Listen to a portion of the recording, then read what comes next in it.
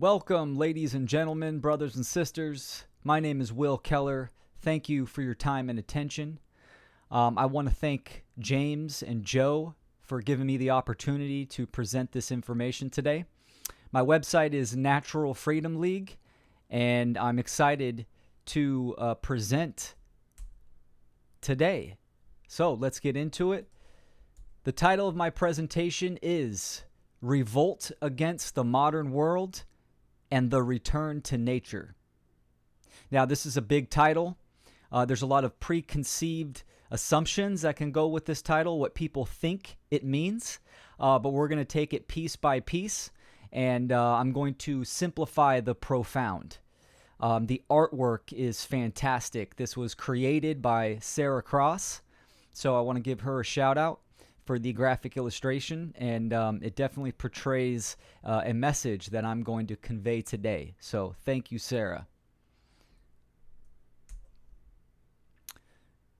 Caution: shattering the illusion. The information presented today could very well create an emotional reaction, for I do not use euphemisms or sugarcoat my words.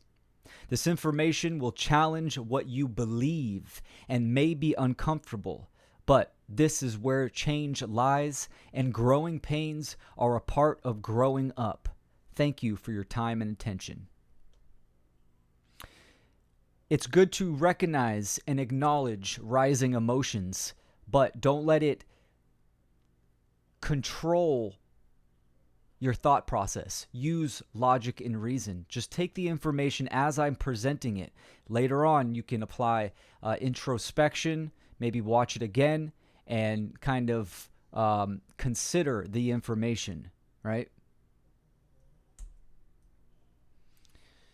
So, truth is that which is.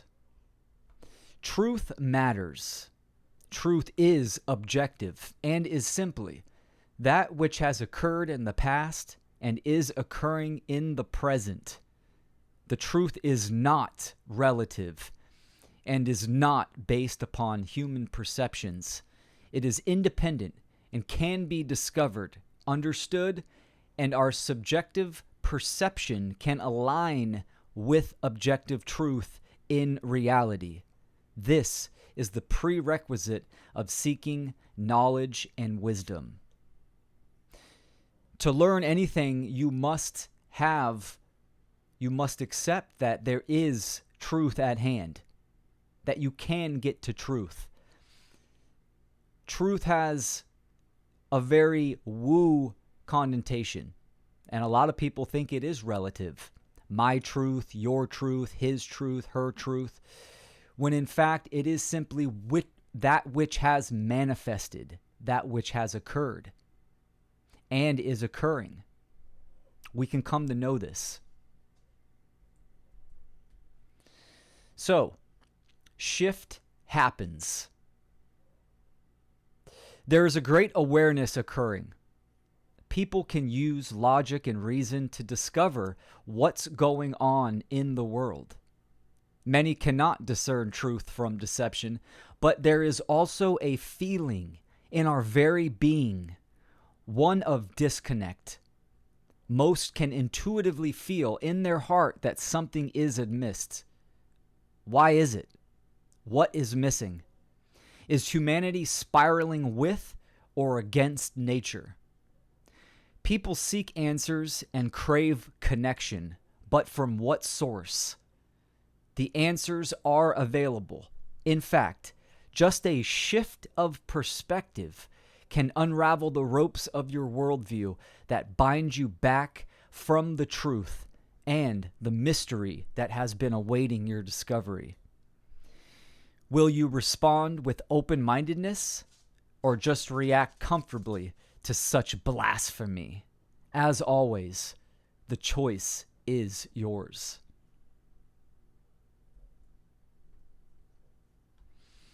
So, in this presentation, there are two categories that I'm going to discuss right now. The first one is Esoteric History. Now, those are two categories that I'm kind of combining, right? But it's exoteric. What does exoteric mean? It means known to the general public, the outside. Now, apply it to history. History is written by the victors. Therefore, his story is relative to those who claim to author reality. Truth, however, is that which has manifested, independent from our perception. The truth can be discovered, and one can align their being to a higher frequency of that which is real, reality. The truth is never popular, and nothing popular is true in the modern world.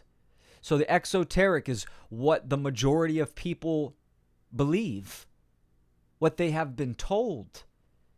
Now, history, there is truth in history. We can discover many elements of history that are true. Some we cannot and probably will not ever know the truth of it. But history, what the exoteric, this is what the mainstream has been telling us. So keep that in mind. The second category, esoteric, mystery. Esoteric means within the inner circle, intended for the initiated.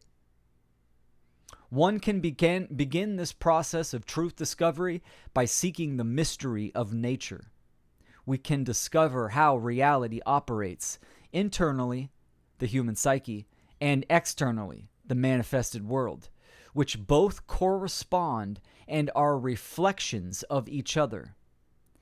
Esoteric knowledge has been occulted from the general public, but is accessible for those who seek it.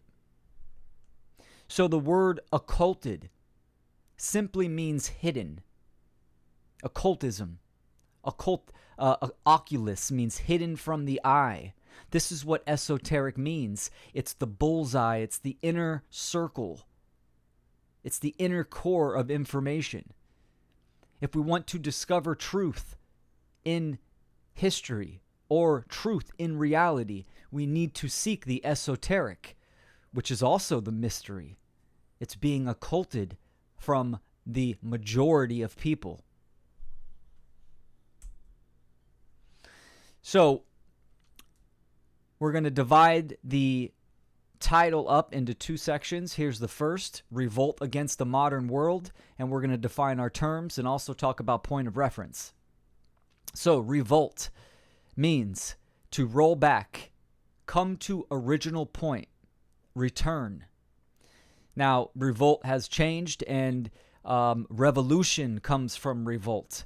And most people in the exoteric think that this means violence.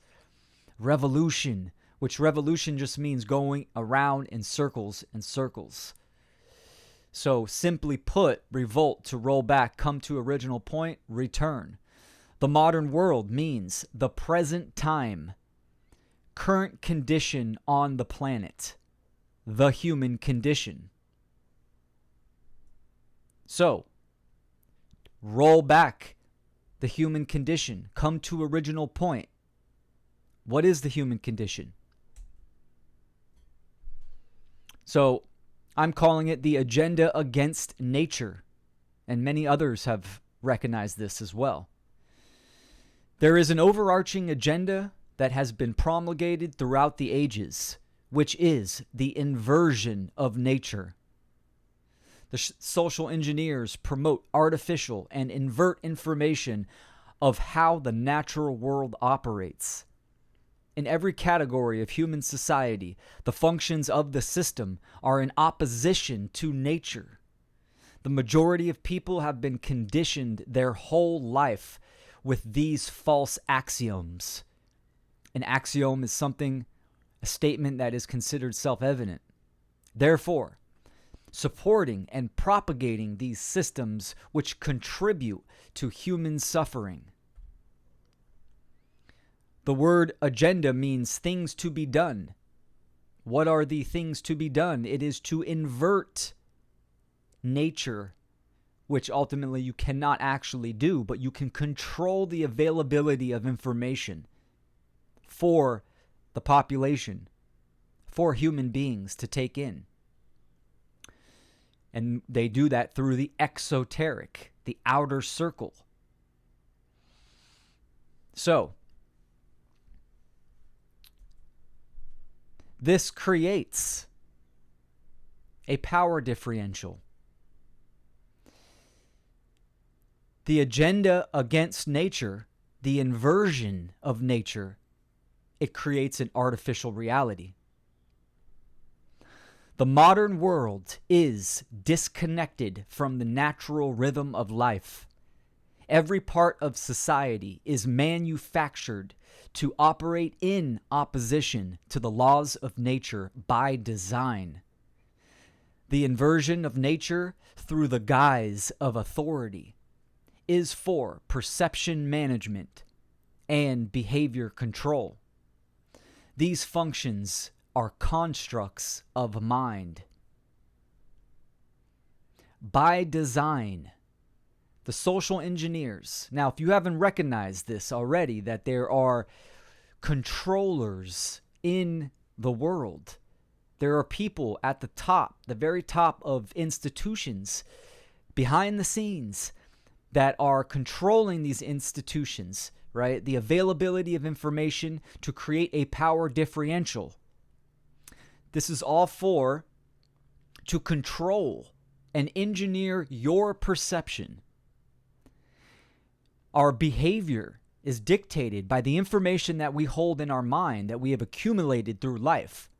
So if they can control the availability of information, then ultimately they are influencing your behavior and the actions you take in the world. So, let's talk about the artificial reality, which artificial means man-made, made by humans, which they are constructs of mind. Human beings have thought them up. Now, artificial, we can make something artificial. I'm using a computer right now that is man-made. I'm using it to communicate this information to you. And humans can make things that are artificial, but it all depends on how it is being used, right? It's a tool. So let's look at the artificial reality. Nutrition does not come from GMO poison-sprayed foods from monocultured farming. Health does not come from synthetic chemicals and bodily genetic modification.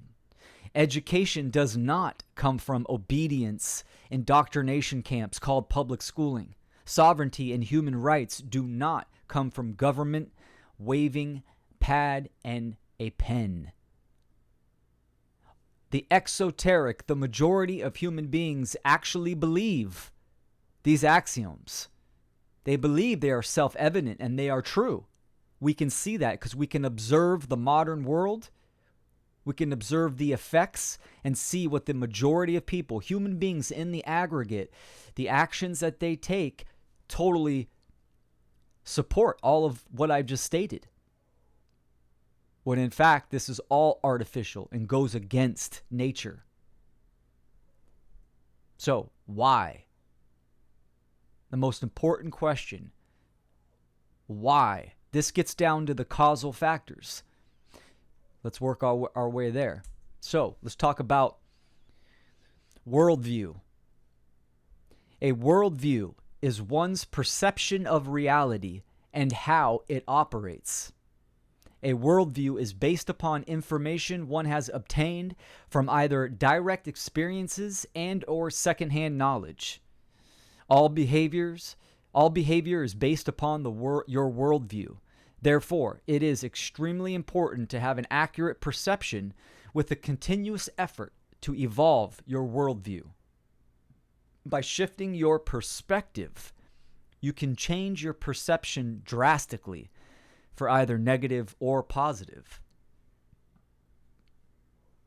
The meme on the left shows a deer and a road in the forest, and it states, "Things are not always what they seem." The deer isn't crossing the road is crossing the forest. So a worldview is the lens by which you perceive reality, how you think reality operates. The meme is just a crude example, but shows you a shift of perspective. The exoteric, most people see a deer crossing a road. But from another perspective, the road is crossing the forest. The deer, a natural being in its natural environment. Road being artificial. A technology that humans have created, that have laid it through the natural world. So let's talk about types of worldviews. We can categorize many worldviews into two overarching categories. The first one, randomness. This is a left brain dominant imbalance. Someone that is very analytical. Some of the characteristics are: matter is prime. It is materialism. Humans are the apex of creation. The universe is a grand accident. There is no creator, therefore no underlying intelligence in nature. No such thing as spiritual, moral, natural law. This worldview is very controlling in its nature. This is all about the physical domain. The next category, determinism. And some of the characteristics are, and this is a right brain imbalance. God controls every event in creation. All occurrences are preordained. Free will is an illusion and does not exist. Since God controls everything, to change is impossible. Action is ultimately meaningless. And this category of worldview is very submissive. So we have these two categories. Randomness is all about free will. Free will is the only thing that exists. And matter is prime. And the right imbalance determinism is we do not have free will.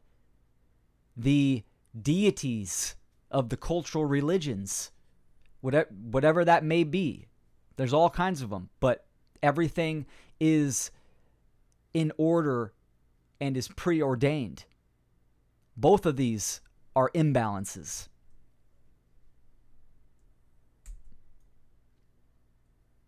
So let's look at some of the categories of society. We have the health, the allopathic Western medicine, these doctors that are very much in the randomness component. Genes control everything. They are about symptoms. The way the health industry is nowadays, it is very much a sick care system. Patients are customers. The next one is the political worldview, where you have the Republicans and Democrats. This is just a dialectic to give you the illusion of change. Also controlled, artificial, inherently immoral because it's based upon violence and duress, and it's based on the belief in human authority over other human beings and the natural world. Same thing with the health industry.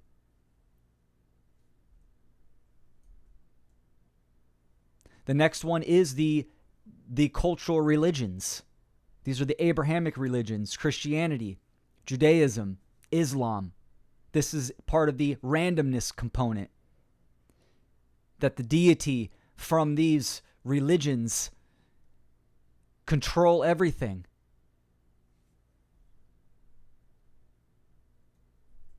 The next category would be the New Age. The New Age is very much repackaged Christianity. They're all about the Christ consciousness. But in the esoteric, they don't truly the majority of them don't truly understand what it means to be in the state of mind of Christ consciousness. This is a very deterministic worldview as well. It's very submissive and passive. They understand that everything is connected, which is great, but it also renders them inactive. Don't look at the negative. The next one is the science industry, scientism, which is government-funded science, right? Which all science, they're not truly using the true natural scientific method that's based in nature, the laws of nature. This is all controlled as well. This is the randomness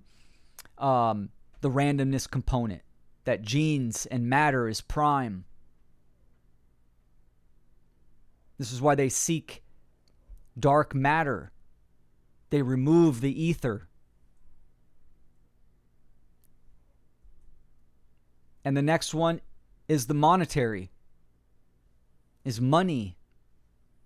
How the use of money today is very artificial. This is a controlling worldview as well. Controls prosperity. Money absolutely dominates the majority of people. This is one of the biggest worldviews. Dictates happiness, prosperity, recession. Now, all of these worldviews, they're all based in one overarching category. And this is religion. All of those categories are religion. What is religion? Religion, to bind back. Relegare, which is Latin, to hold back from forward progress. Is the modern world in alignment with the laws of nature in objective reality? That's the question. The majority of worldviews in the modern world are artificial constructs of mind that propagate, support, and condone slavery. They all are cults of mind control. They don't understand these worldviews are in an imbalance state that is artificial, that's operating in opposition to how nature truly operates, which would, yes, we are living in an objective reality. We're going to talk about that in a little bit, meaning that reality does operate a certain way. So this is all of those categories are religion. Hold back from forward progress. But there is a certain type of religion that these categories are. And that is monotheism. So let's define our terms. Mono means one or single. Theism, belief in God, gods or deity. So monotheism is the belief in one God. The majority of people in the two categories of randomness and determinist worldview, right? Those are overarching worldviews, and then we have the subcategories. People are religious towards these categories and put these categories up on a pedestal like it is a god. The doctor, the scientist, the politician, money, the guru, the cultural deity or god in that sense. So all of the cultural and modern religions have some common factors, such as the adherents tend to be very intolerant and destructive to outsiders because they really are cults of exclusion. If you don't have enough money, you can't be part of the club.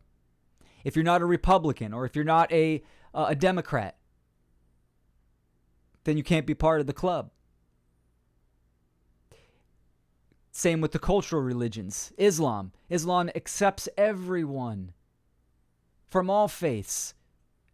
But if you're not part of the club, you're an infidel. Same with Christianity. If you don't submit to Jesus Christ as the Savior, you're going to burn in eternal damnation. Same thing with scientism. It has to be their way or you're not part of the club. So these are cults of exclusion. Back to the common factors. There is an abdication of responsibility.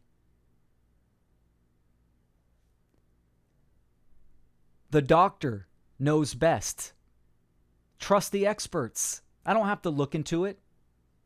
The experts know. Money. People will do anything. They would abdicate their responsibility. Response-able. They would do anything, even violent, immoral acts, for money, to commune with their God. Cultural religions. Submit your very existence to a religious deity, and your soul will be saved. You don't have to do anything in the natural, the physical world, the reality that you're living in. The New Age. We're all one. Don't look at the negative. We don't have to be active when tyranny and slavery is at stake. Don't worry about it. Follow your bliss. Another common factor is that all of those categories, they claim to be the arbiters of truth, reason, and authority.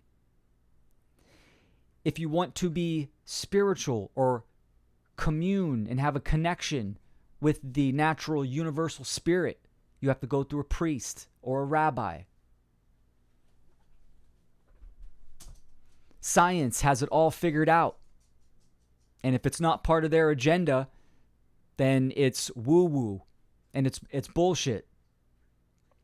Politicians know best. They are the leaders of society. Vote them in. They are all claiming to be the arbiters of truth, reason, and authority. Now,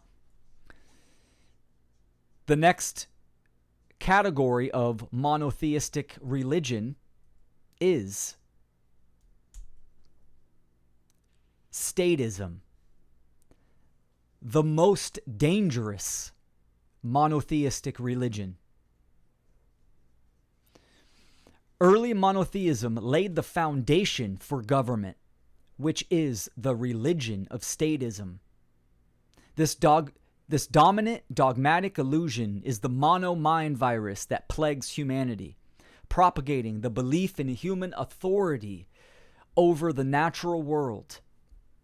This religion is parasitic and narcissistic, being the number one cause of unnatural death in existence. Its followers are disassociated from the natural world, creating an unconscious feedback loop of trauma, which is projected out in their own behavior, causing a vicious cycle of suffering.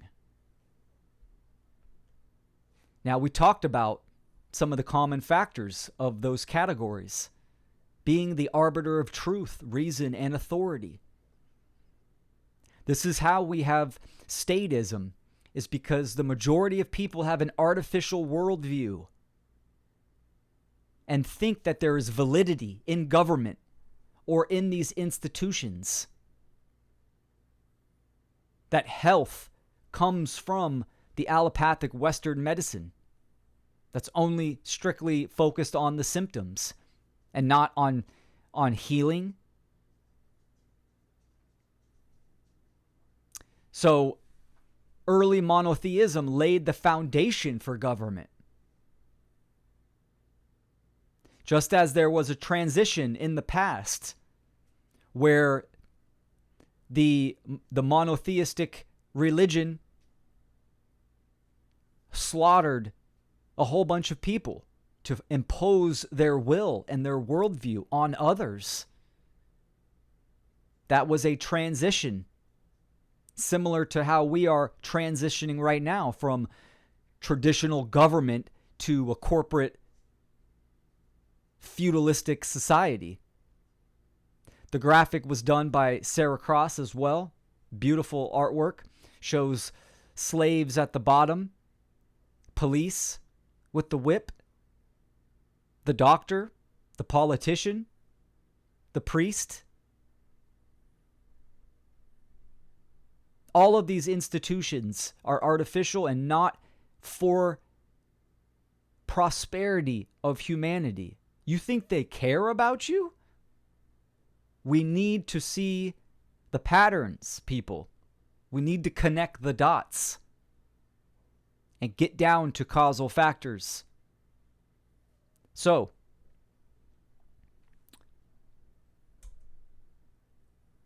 ego identification.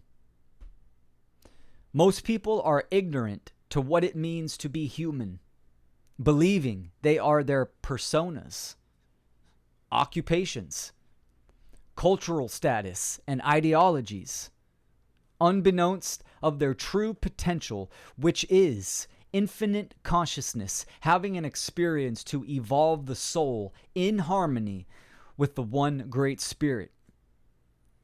This is due to an out-of-control ego addicted to conditioned religions rooted in materialism. The meme on the left is also by Sarah Cross, and the woman clutching her head with her face down in her knees, symbolizing internal confusion, and says, I identify as, but all you really are is spirit. You could see all the religions in the background, the symbols. When you're born, bam, they want to give you a barcode, a social security number, tell you who you are and what you should believe.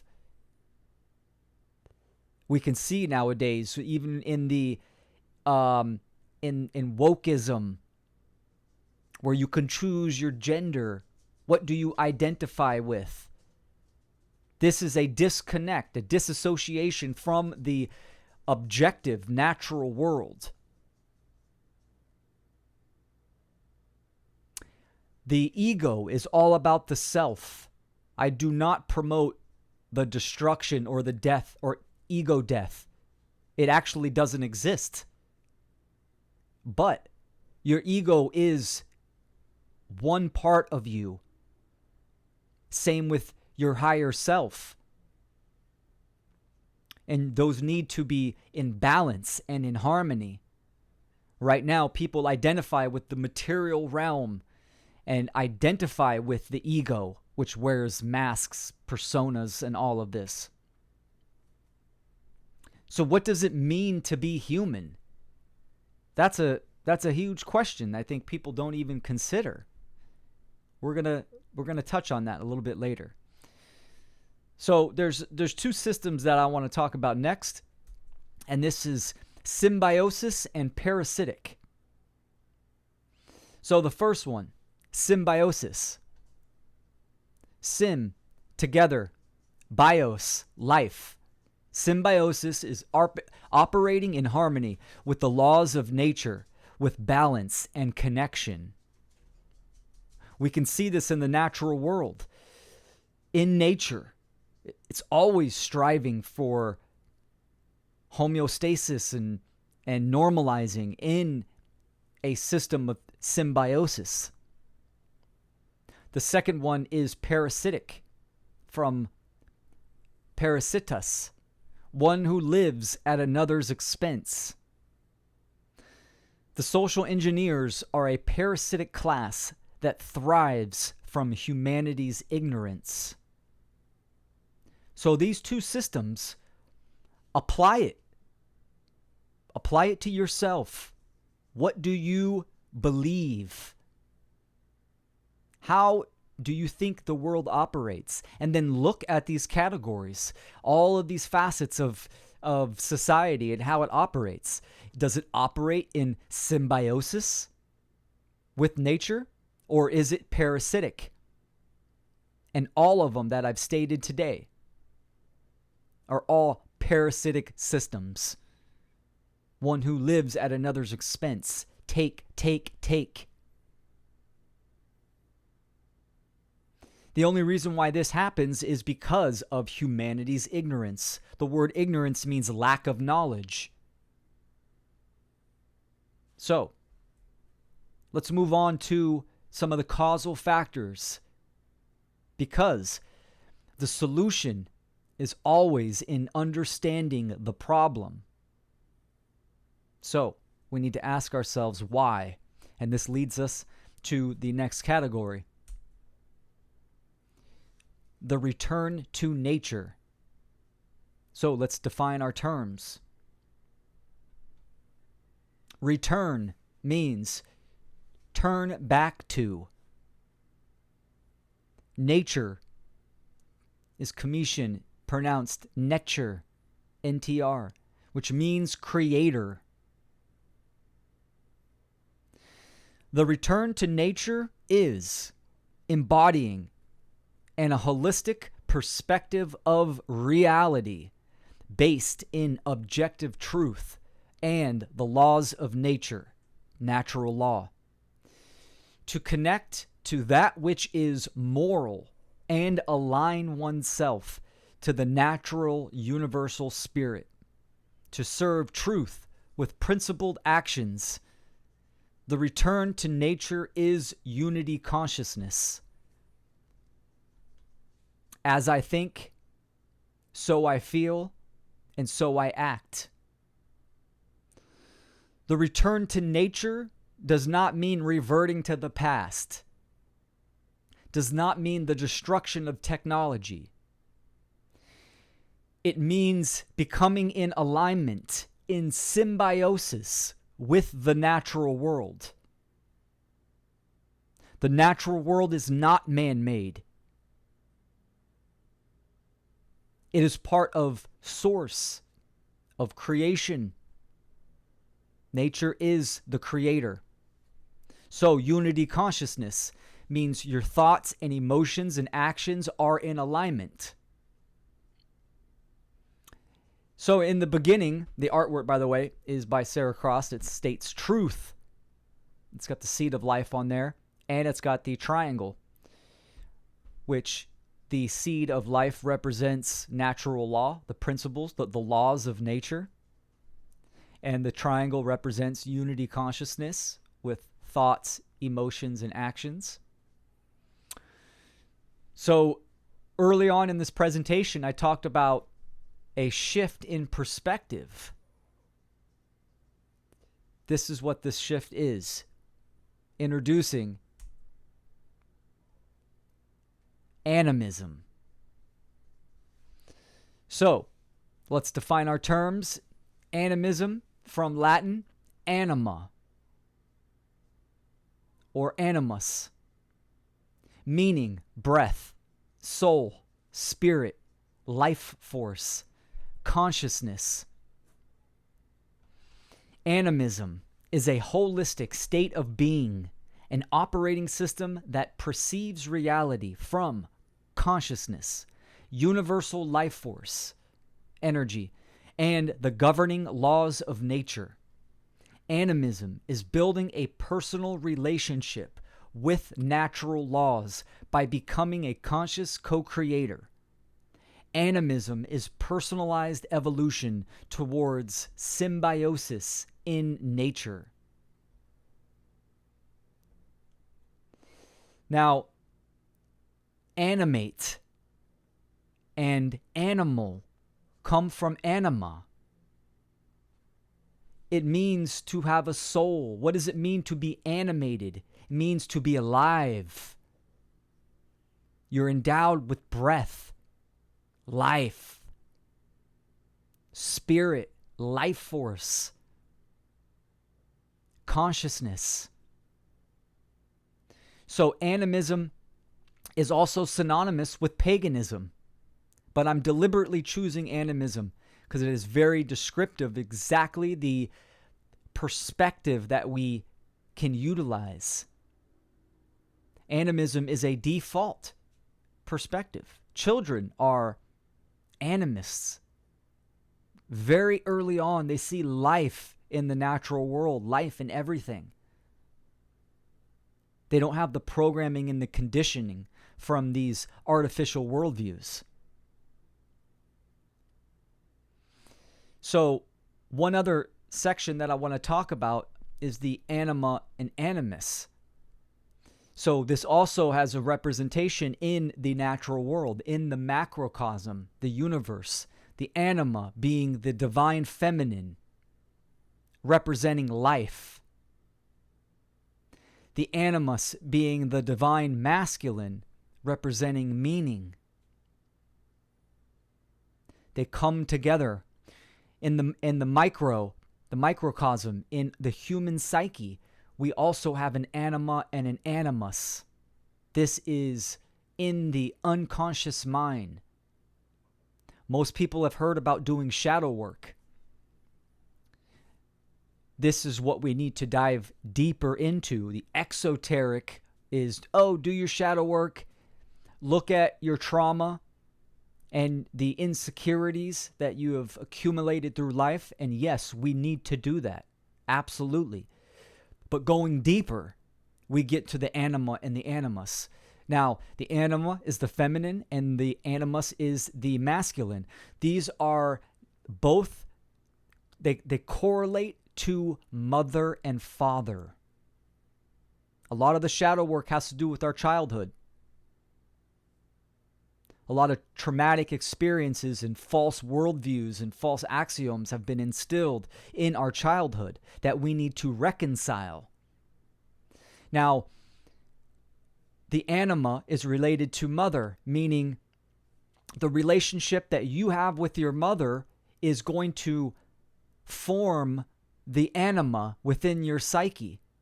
And how you interact with women is directly correlates with the anima, with the relationship you had with your mother. Same thing with the animus. It represents the father. And all interactions and relationships with men directly relate to the relationship that one has had with their father. So, objective reality, people, okay? It takes a mom and a dad, right? A man and a woman to make a child. So, the relationship we have with our parents goes deep within the subconscious, the unconscious mind. Now, moving on. The natural world. From now on in this presentation, for the remainder of this presentation, I'm going to be speaking from the perspective of animism. The natural world. So, defining the terms, nature from Commission, nature means creation, and natural, which comes from nature, from Latin naturalis, of, from, or related to creation. You are having a subjective experience in an objective reality. The natural world is governed by cosmic, universal, binding, and immutable laws. Animism is considered the root religion because it is based upon the natural, which is absolute and always present. Religio means to reunite and connect together.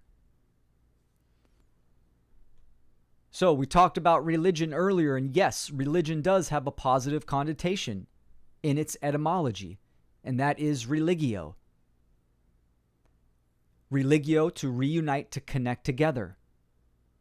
When we look at the natural world and how the condition that we are in, is humanity in symbiosis with nature, the laws of nature? Or are they in a state of religare, holding back from the truth, holding back from how reality operates? And absolutely they are. We are. So, religio is animism, because animism is based upon the natural world. It is a state of mind where you view everything as energy and consciousness. So, the natural world, absolutely, it operates a certain way. This is natural law. The immutable, universal, binding laws that govern all things, but also govern the behavior of human beings. So as an animist, we view everything as levels of consciousness. You have the mineral, the plant, the animal, and human beings. These are levels of consciousness because of the capacity. So, the natural world is the realm of the real. We need to be able to have an accurate perception of how the world operates and align our behavior, align our worldview with that which is real.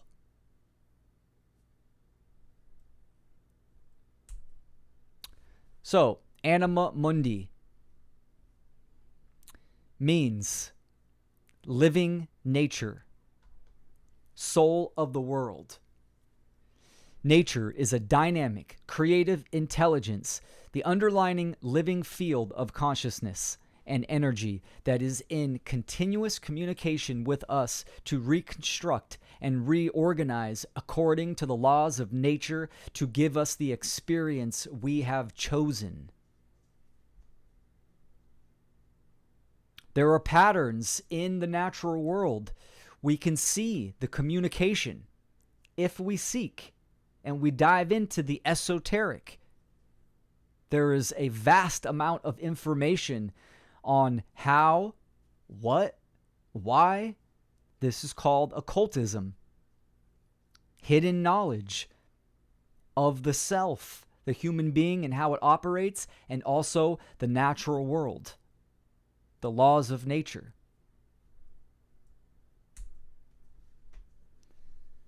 Cosmic order. So cosmic, kosmos from Greek, means order. There are 8 laws and 3 principles in the natural world. This is the laws of nature.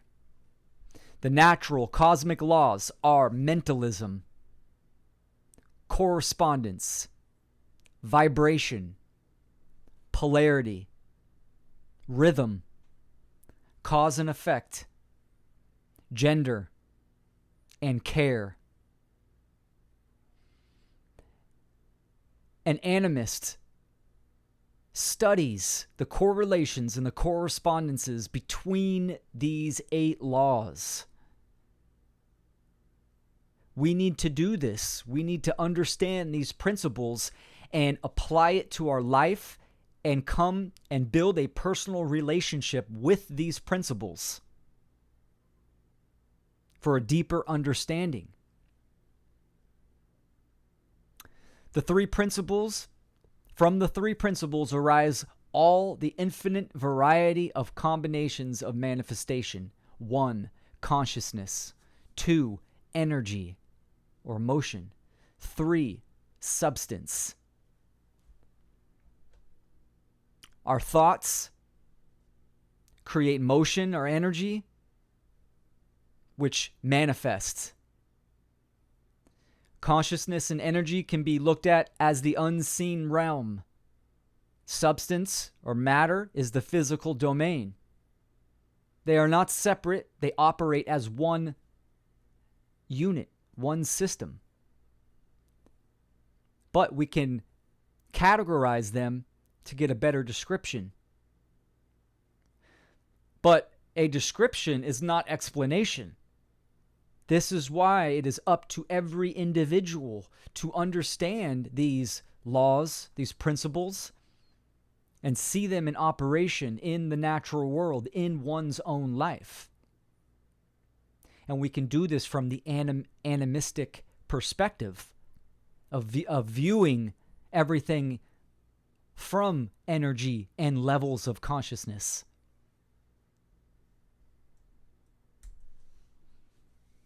So animism is considered the root religion. I like to call it the original spirituality, which everything is spiritual. What is spirituality? So spiritual, I broke it up into a few words. Spiral, Latin. Spira, to twist around a fixed point. And then ritual, from Latin ritus, ceremony or practice. Or in the Sanskrit, rite, going, way, or custom.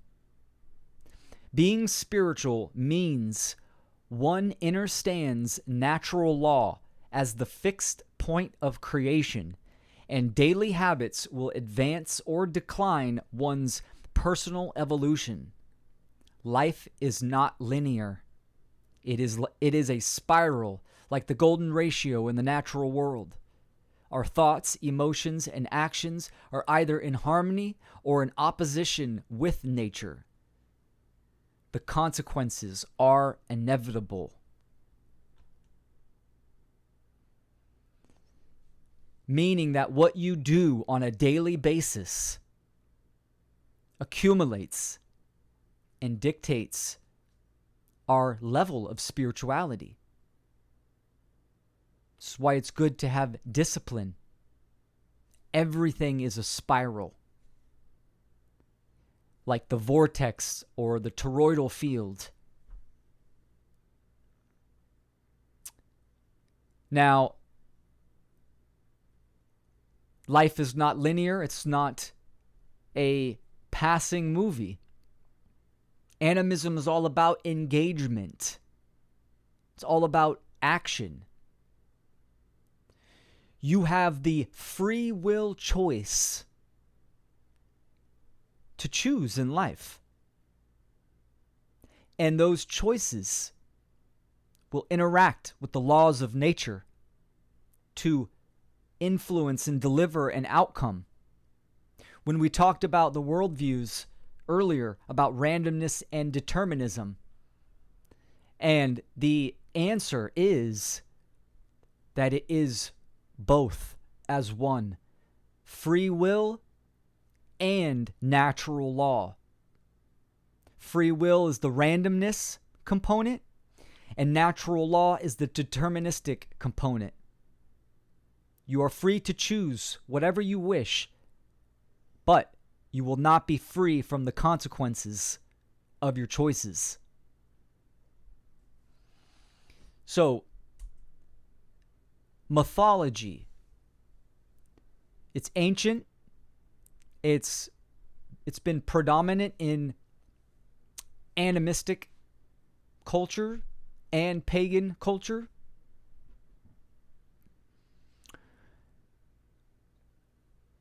Mythology, story with logic.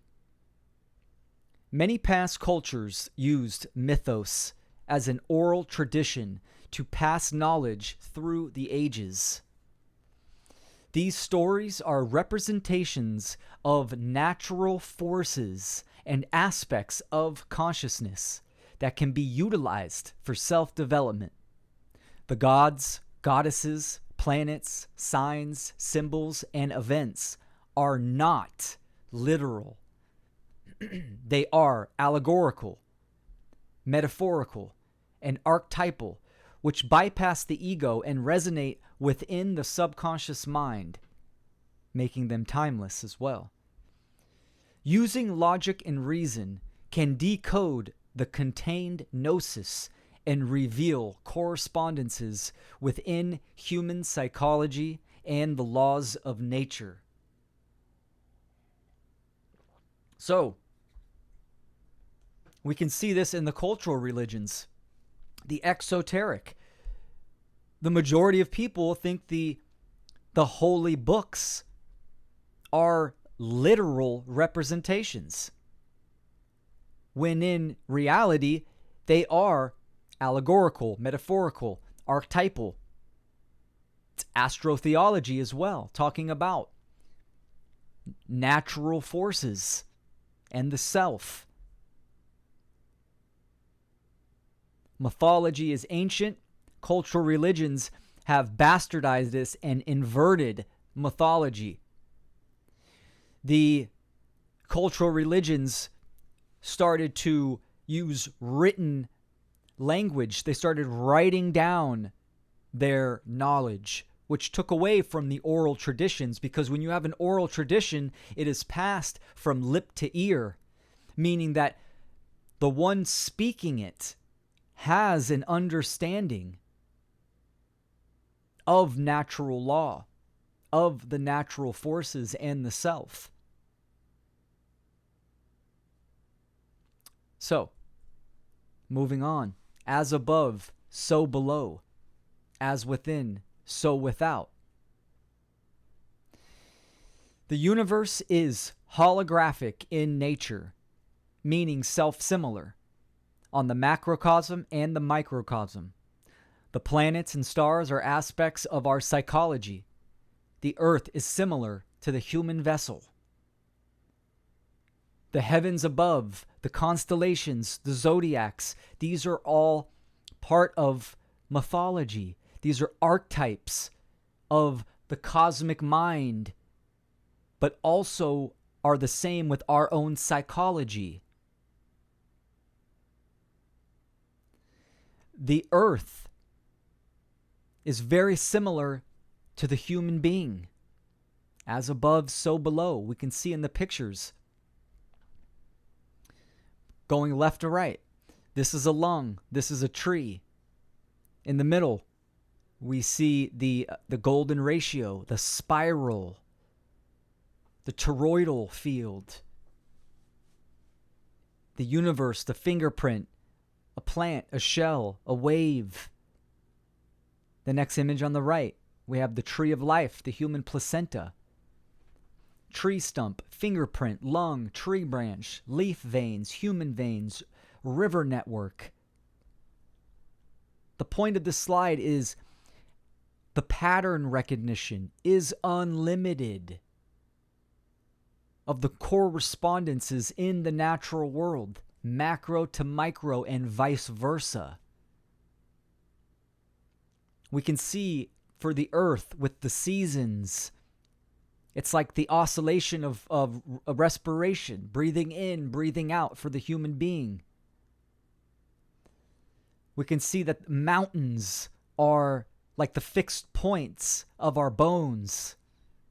The ocean is like the lymphatic system as it washes back and forth and can clear out detox and cycle things through our body.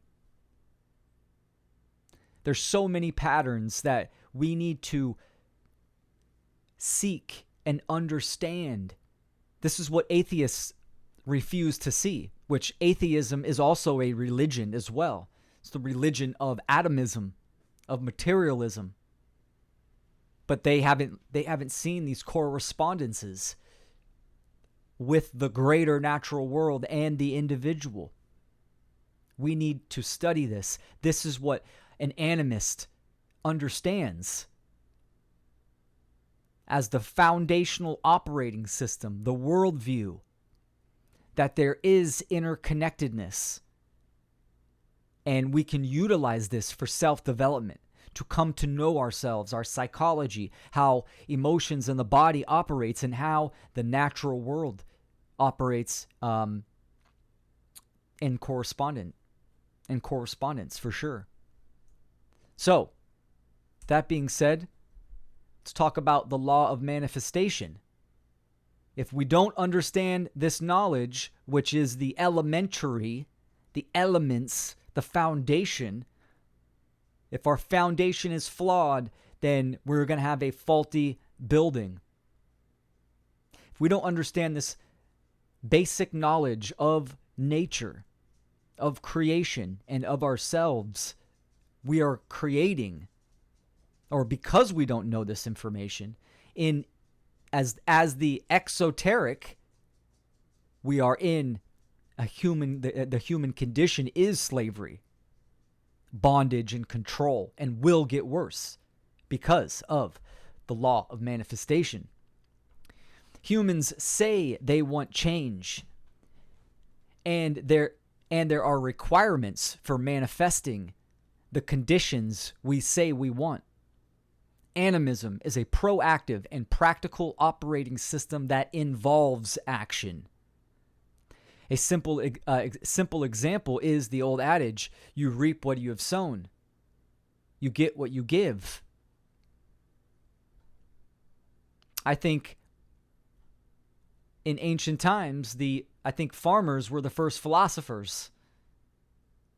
This is why I always talk about, when I talk about parenting and trying to introduce the natural law principles to young children, is start with gardening.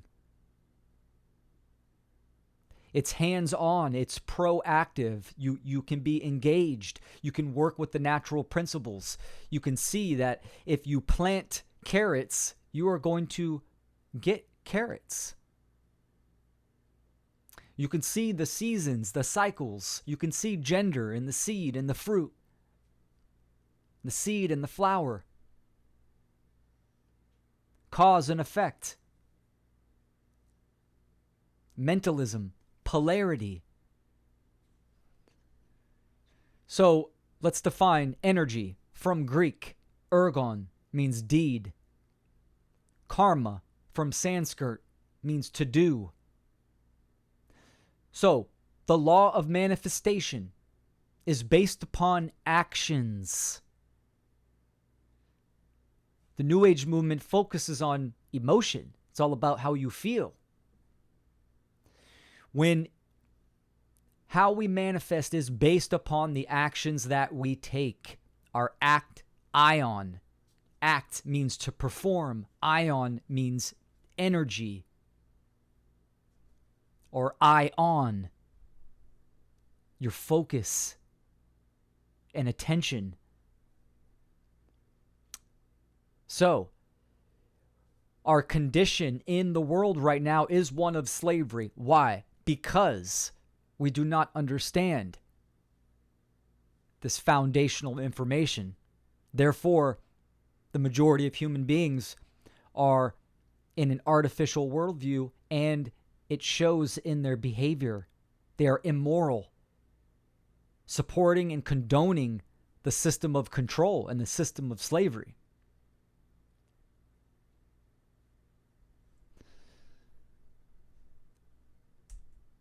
So, moving on. Prayer versus sacrifice. Manifestation is based upon energy exchange. You must be willing to give action to get the result. There is a difference between prayer and sacrifice. Prayer is asking a God to grant your wish and give you what you want, which is an artificial delusion. Sacrifice is giving your time and attention through action towards the goal. Sacrifice, which is the movement of energy, can be done consciously or unconsciously. But if you say you want something, then action is required. Action is required. So, for an animist, we do not worship deities. We do not worship nature. We do not worship the gods or the goddesses. Some people do. Neo-pagans, yeah, there's certain stuff like that. But I'm talking about from the animist perspective, it's not worship. It's work with. Work with the archetypes. Work with the natural forces, natural law. Work with the principles. Consciousness, energy, substance, matter. The spiritual currency is time and attention, not paper sigils. That is the real currency. It's all about energy exchange and the movement of energy. So we say we want freedom, prove it. You have to prove it with your actions. We all sacrifice. I'm sacrificing time right now to do this presentation. A lot of people sacrifice their children to artificial educational system or public school, an indoctrination camp. That's sacrifice. But what are you sacrificing to? What are you sacrificing for? Most people abdicate their responsibility to books that have been written by human beings. And they think the book is literal, and they think that the book was written from the source, the creator of the universe, and never question it.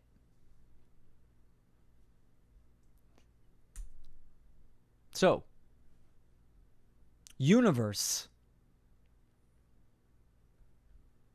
Let's define universe. Universus means whole, entire, turned into one, all in one. Let's break up the word. Unis, one, versus, turn, or uni, one, verse, song. Universe, one reality, one song. We each play an instrument in the universal symphony of nature, not separately, but as one song. We are co-creating reality, and your actions set the tone for direction of the one song. Nature is the instructor at the university, guiding and offering abundant lessons for the fine-tuning of the spiritual musician, if willing. Universe, one song. It's a system that interacts with each other. We are all connected. What we do here matters. The cultural religions, they always stress the afterlife. What you do here is relative. It's all about when you cross over to the other side.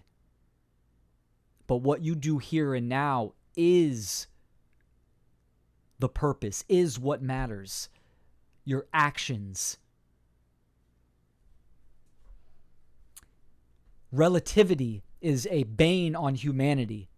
This was created by the social engineers. Einstein, right? He was the Fauci of his day.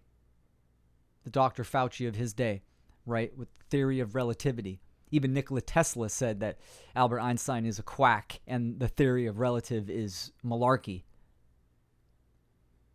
We are in a universe, a one verse, a one reality. It's one system that works as one. So, as human beings become moral, then we become more We become in symbiosis with nature or the rhythm of life, and we can create freedom. And if human beings are immoral in deed, in action, then we will be in a parasitic system, a take, and we will manifest slavery and control. The artwork, again, done by Sarah Cross, which is beautiful. So, next, animism versus animism. Plane of causality and plane of effects. The spiritual realm of mind and energy are metaphysics, and the 3D material plane is the manifested realm of effects, or physics. They are not separate and operate as one reality. The modern world focuses on the manifested physical realm by removing the ether and replacing it with atomism. Matter is prime. Animism understands all is consciousness and life force energy, ether. Natural law is the only governing authority to help guide us to higher states of conscious evolution. The social engineers, the artificial worldviews, want to keep people focused on the material plane. We need to understand that there are the unseen laws, the unseen realm. Even human beings have a small section of the visible light spectrum that we can see. This is why in the Cometian hieroglyphic of nature, it was a flag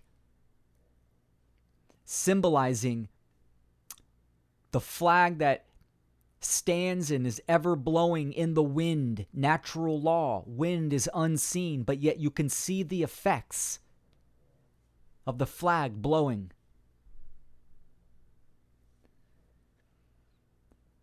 So, the laws of nature, natural law, are there for guidance, for our conscious evolution. We are here to grow.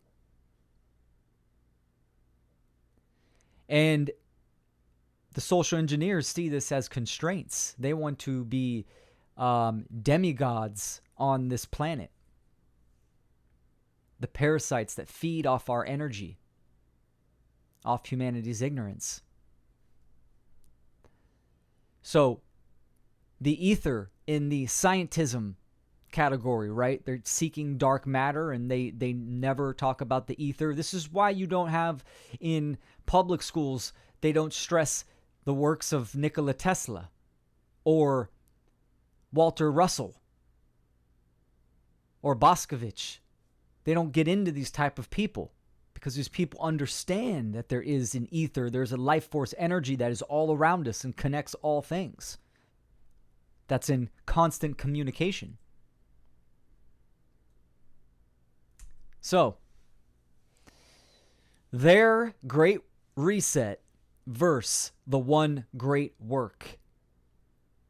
Now, the social engineers, they have their agenda. They are, the exoteric of this agenda is very outspoken. They're calling it the Great Reset, which is a transitional period of becoming more in opposition to nature. Now, the one great work I use as a good example is alignment to nature, because it is in service of truth. Now, we need to understand that there are no saviors. What is potential is not actual, and you must activate. This is propagated in the New Age movement. It's propagated in the cultural religions, in money, health, the political scheme, the educational system. All the artificial worldviews is that there is an authority, that they are the authority. Seek that authority and you will be saved, excuse me, in some sorts. Happiness, all you need is just enough money, more money, more money. Worship Jesus, Allah, and you will be saved. Vote the right politician in, and we will have change. It's all bullshit. It's all an artificial construct of mind to control you. So, the Great Reset is a part of transhumanism. The social engineers want to merge humans with machine, to atomize and reduce humanity to an algorithm whereby humans are fully disconnected from spirit in nature. Souls will be sold to materialism, egotism, obedience, and ignorance will reign as the pillars of worship, for the new man will claim authority over nature. The implementation of this ideology has been well established and is directed to the next generations. This is what they want to do ultimately. They want to disconnect you from spirit, from the natural world, which you cannot really do. But the individual can make the choice to be ignorant and not understand this information, and it will show in their actions and behaviors. They want to merge human beings with machines. So, this plan is going on right now. It has been going on for many decades, and it is in full effect right now. And we can see it's pressed on the younger generations. Distract the older, program and condition the younger generations. This is what they're doing. So, revolt against the modern world means to take action within yourself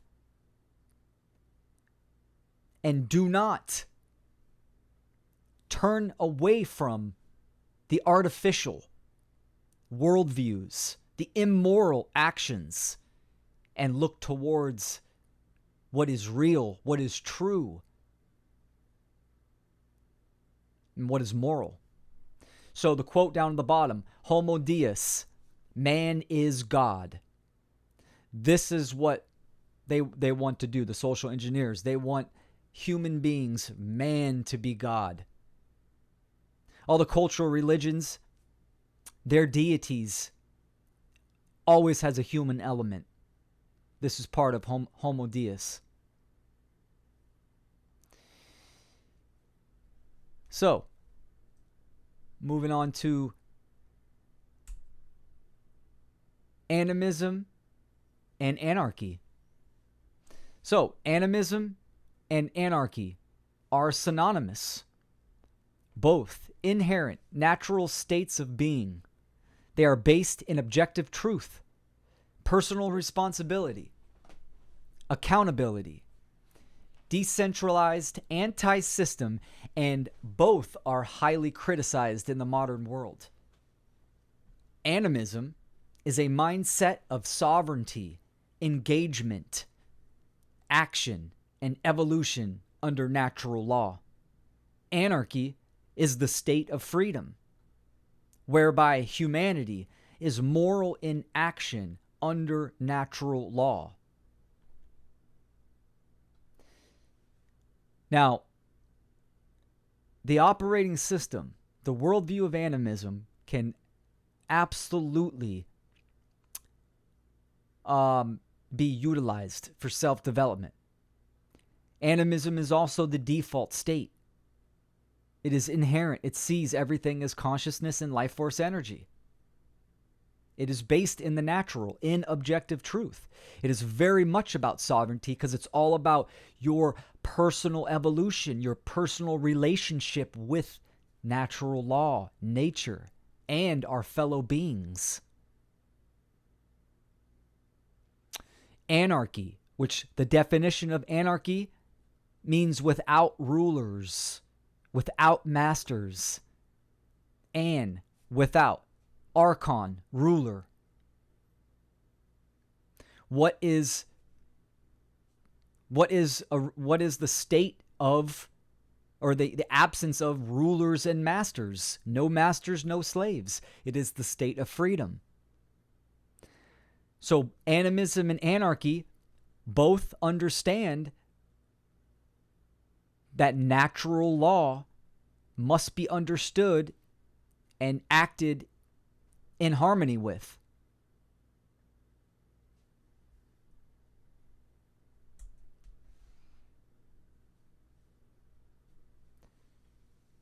So the one great work, it's all about seek truth and speak truth.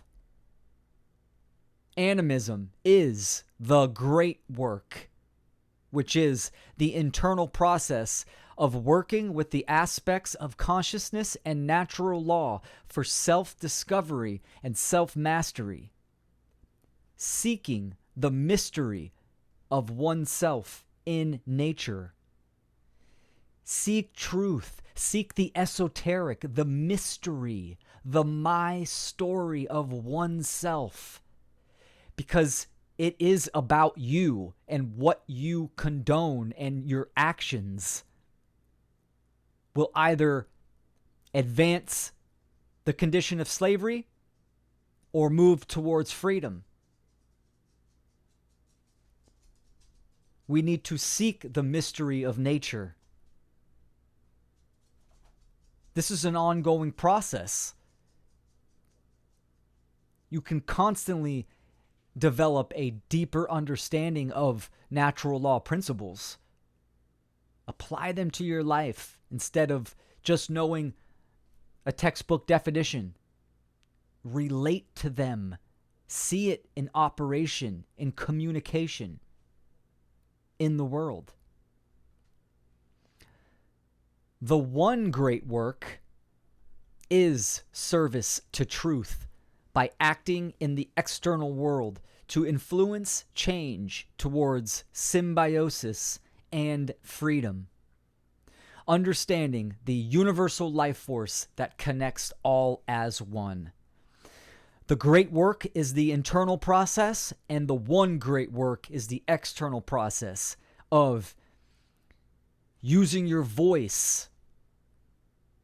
It's an oral tradition, using the voice, lip to ear, communicating to the general public about freedom, what it is, how to achieve it, natural law, morality, objective morality. The great work comes first. You have to be in alignment. You have to rid yourself of these artificial worldviews to get an accurate perception of what is going on in the world and how reality operates, and then activate and do the one great work. The hierarchy of service on the right. At the bottom, you have service to self, most prevalent in society. Moving up, service to others. And at the top, service to truth, which is least prevalent in society. In serving the truth, you serve both the self and others, because truth is only ever of benefit to all. Objective truth, the truth, that we are in a condition of human slavery. How did we get there? And how do we get out?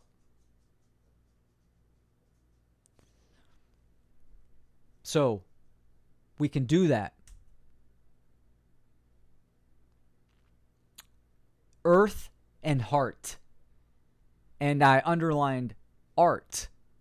So the question, how do we influence the unconscious masses to look within for change? We create art.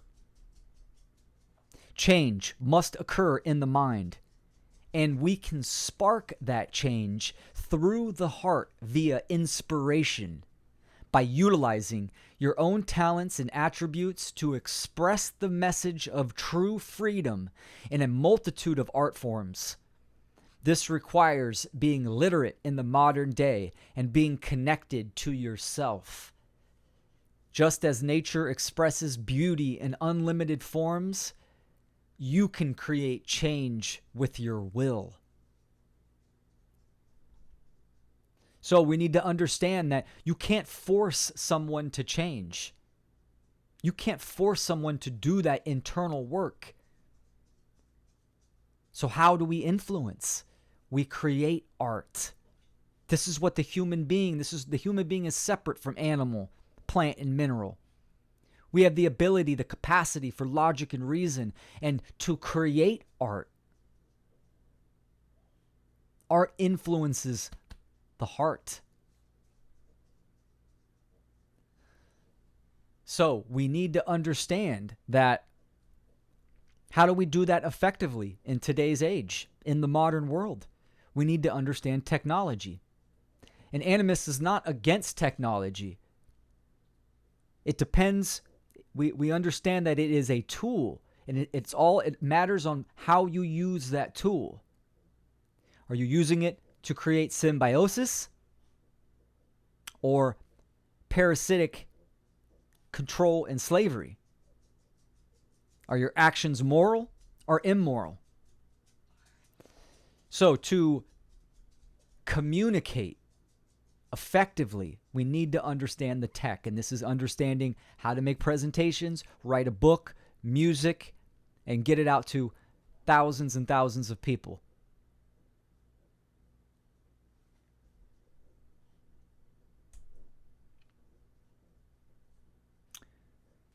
You cannot solve any problem from the same level of consciousness that created the problem. Higher consciousness is the solution. So, awareness reveals choice, meaning as you increase your pattern recognition, you will have a greater scope, an accurate worldview, and you will be in frequency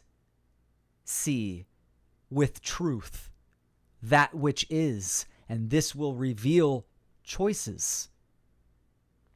Because the correct worldview is understanding free will and natural law. And in this introductory presentation where I introduced animism, this has a great advantage for personal development, building that personal relationship with nature, and activating. This is what this presentation was hoping for. Higher consciousness is the solution, because we are in a war for our souls, and we must activate. So, revolt against the modern world. Turn away from immoral actions. Deny the artificial worldviews that are being bombarded in every category, especially to our children, and return to nature. Return to that which is real. Principles. First things first.